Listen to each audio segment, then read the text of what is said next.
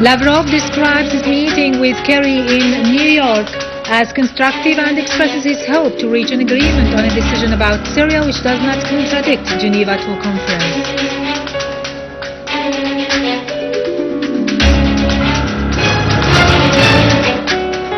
Iranian president stresses that there is no military solution to the crisis in Syria, as world leaders warn against the increase of extremism in the world.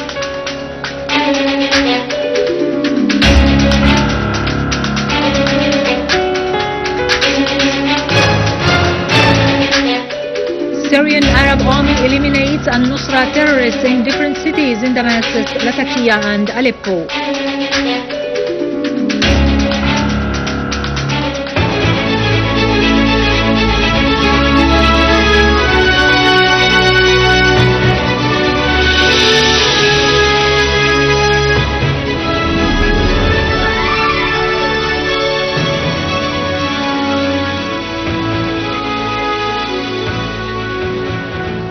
Good afternoon, ladies and gentlemen, and welcome to our news for today. Russian Foreign Minister Sergei Lavrov has voiced his country's hope that a consensus would be reached regarding a UN Security Council's resolution on Syria within the framework of the Geneva Agreement. Following his meeting with his American counterpart John Kerry on the sideline of the UN General Assembly's sessions in New York, Lavrov said discussions covered many issues, particularly the crisis in Syria, the decision of the Chemical Weapons Prohibition Organization's Executive Council, and the Security Council's resolution that will support the steps to be taken to destroy the chemical weapons in Syria. Lavrov added that the Russian and American sides have underlined the need to destroy the chemical weapons as real concerns exist over the opposition's possible acquisition of some ingredients of poisonous material. Lavrov recalled that the Syrian government has joined the Chemical Weapons Prohibition Treaty, expressed readiness to abide by its commitments immediately, and actually sent to the Chemical Weapons Prohibition Organization data on its chemical arms stockpiles. Lavrov said his talks with Kerry were constructive and that the two officials had a joint understanding on the way to go ahead and act on the basis of the Geneva Agreement. Russian Foreign Minister Sergei Lavrov also discussed with his Iranian counterpart Mohammad Jawad Zarif the Syrian crisis and the implementation of the Russian-American agreement on chemical weapons in Syria, in addition to the Iranian nuclear file and the need to stir negotiations between Tehran and the 5+1 group. The Russian Foreign Ministry said the two ministers agreed to coordinate the efforts of both sides within the framework of the United Nations and the Chemical Weapons Prohibition Organization to create the necessary circumstances for settling the Syrian crisis as soon as possible.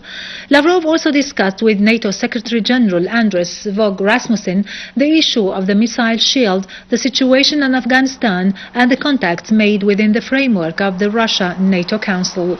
On the sideline of the UN General Assembly meetings, Lavrov also discussed with his British counterpart William Hague the crisis in Syria. The Russian Foreign Ministry said Lavrov and Hague discussed bilateral and international issues focusing on the situation in and around Syria.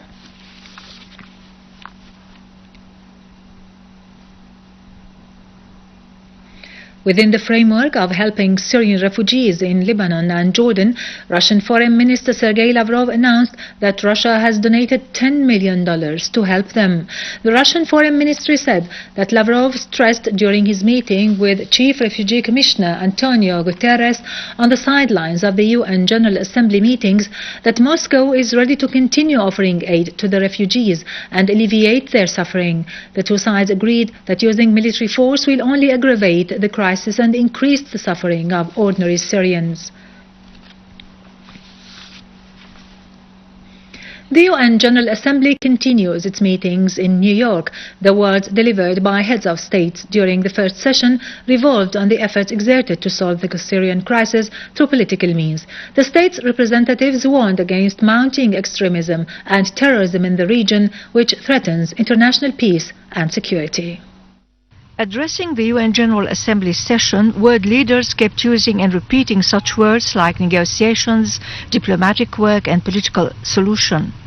Iranian President Hassan Rouhani stressed that there is no military solution to the crisis in Syria because power would generate violence in the region. He reiterated Iran's welcome of Syria's step to join the Chemical Weapons Prohibition Treaty. On his part, American President Barack Obama admitted that military action is incapable of establishing peace in Syria. He admitted that it is for the Syrian people only to determine whom they want as their leader, not the USA or any state in the world. On the Russian-American agreement on chemical weapons, Obama called for instigating efforts to reach a political settlement in Syria. French President François Hollande affirmed the need of reaching a political solution to the crisis in Syria, expressing his country's support for the international efforts aimed at holding an imminent international conference on Syria as soon as possible. Brazilian President Dilma Rousseff welcomed Syria's decision to join the Chemical Weapons Prohibition Treaty, affirming that there is no solution in Syria other than a political solution. The same stand has been voiced by the Argentinian President Cristina Fernández Kirchner, who called on the world community to disclose the sites that provide the Syrian opposition with weapons.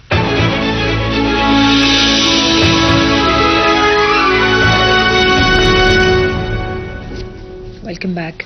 Syrian Arab Army units eliminated a terrorist group affiliated to Al-Nusra Front near Safir Malula Hotel and Dahret Mikhail north of Jabadin and south of Sarkha Valley, destroying their weapons and ammunitions.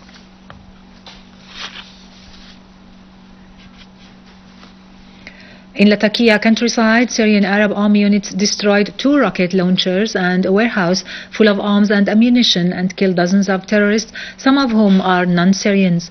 At least 11 terrorists belonging to Al-Nusra Front were killed, including 1 Palestinian and 1 Algerian. The army destroyed an arms warehouse and 3 vehicles loaded with weapons in Al-Rabia village, killing scores of gunmen, including 2 Palestinians, 2 Iraqis, 3 Egyptians and 1 from Morocco. In Aleppo countryside, Syrian Arab Army units destroyed 4 cars loaded with ammunition and weapons and killed scores of terrorists near Aleppo Central Prison and Al-Kindi Hospital. The army also destroyed 6 vehicles loaded with weapons on Al-Marje Sheikh Said Road and eliminated terrorist gatherings in different locations in Aleppo eastern countryside. Army units also killed and wounded dozens of terrorists affiliated to Al-Nusra Front in 9 different towns. In Lebanon, a terrorist belonging to Jabhat al-Nusra was killed and 2 others were injured in a bus whose driver refused to stop at the Lebanese army barricade in Arsal district in Buqa. Several Jabhat al-Nusra terrorists were inside the bus that was coming from Syria into Lebanon via Arsal. The military investigation judge at the Lebanese military court had yesterday interrogated the Syrians Firas Zaytoun and Anas Majzoub on the charge of belonging to an armed organization with the purpose of committing terrorist acts, planting explosive devices, assaulting cars and trading with arms. In Iraq, Interior Ministry said that Iraqi border guards were able to foil an attempt by terrorists and smugglers to infiltrate from Syria into the border area of Al-Qa'im, forcing them to retreat. Iraqi security forces imposed a curfew in Al-Qa'im in case of any terrorist attacks. In the areas of Ana and Rawa, Iraqi security forces also were able to repel an infiltration attempt by terrorist groups from what is called the Islamic State in Iraq and Asham. Meanwhile, police in Nawa and Salah ad-Din destroyed 4 hideouts of terrorists from Al-Qaeda and arrested 38 terrorists in the northern areas, Tikrit and the right coast. Iraqi army also seized large quantities of weapons hidden in a cache near Jurf al-Sakhr and ready to be smuggled to the terrorist groups in Syria. Finally, Israeli forces of occupation stormed again into Al-Aqsa Mosque in occupied Palestine, entering from the area of Bab al-Maghariba under the cover of heavy tear gas bombs. Israeli troops were deployed in the squares of the mosque and imposed a siege on the prayers inside Al-Qibli Mosque, firing tear gas from its windows, injuring dozens of prayers. The Israeli attacks targeted a gathering of dozens of Palestinians for the 2nd day running in Al-Aqsa Mosque with the aim now facing groups of Israeli settlers who expressed their intention to storm into Al-Aqsa Mosque to hold their rituals inside. During a stand of solidarity with Al-Aqsa Mosque at Bab al-Amoud in the Holy City, Israeli forces of occupation arrested 9 Palestinians, including a journalist. With this, we end our news for today. Thank you for watching. For more details about Syria and the region and to view this bulletin again, you can always visit our website in English, syriaonline.sy. Now to latest business and market news with Vani Genjian, but after a short break.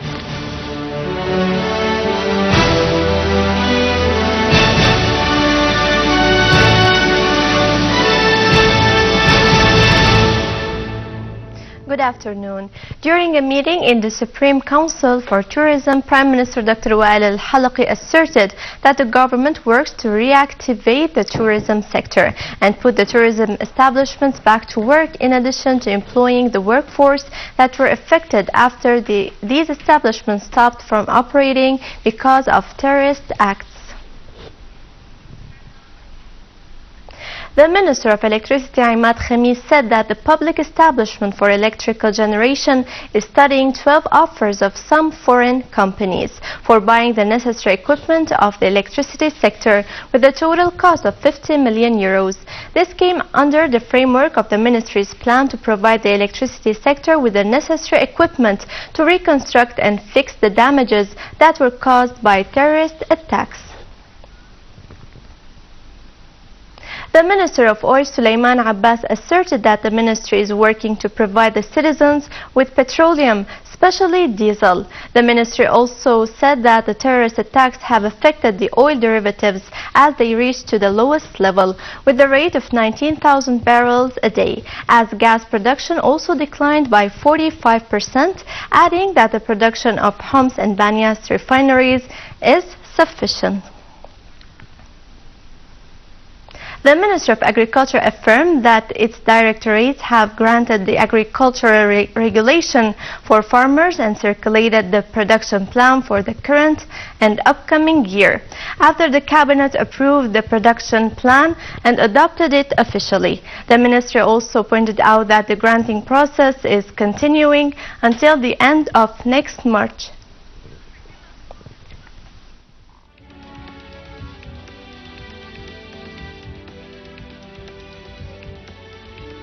The prices of U.S. crude oil snapped for 4 days of losses, while futures rose 0.6% before a U.S. government report that may show inventory slid 1 million barrels to an 18-month low last week. Brent oil for November settlement gained 44 cents to reach $109 a barrel, while November U.S. crude added 0.5% to reach more than $103 a barrel.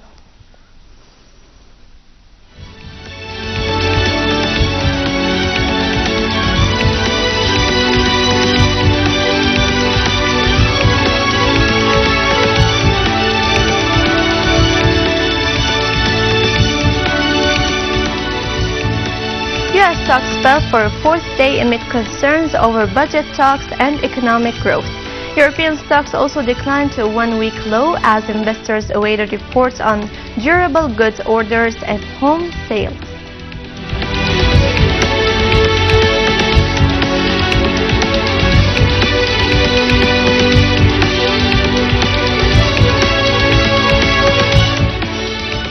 Gold swung between gains and losses amid concern that the U.S. Federal Reserve will slow the pace of its monthly bond purchases before the end of the year, after leaving the stimulus program intact this month. Gold for December delivery rose 0.7% to reach $1,325 an ounce.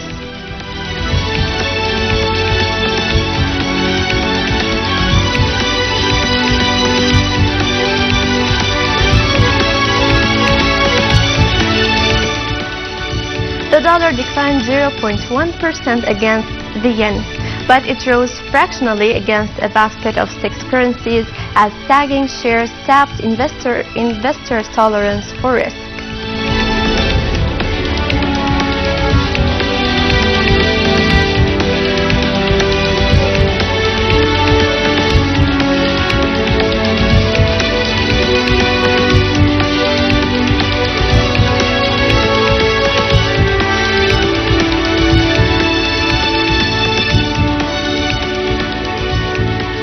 with this we conclude our news. Thank you for watching and goodbye.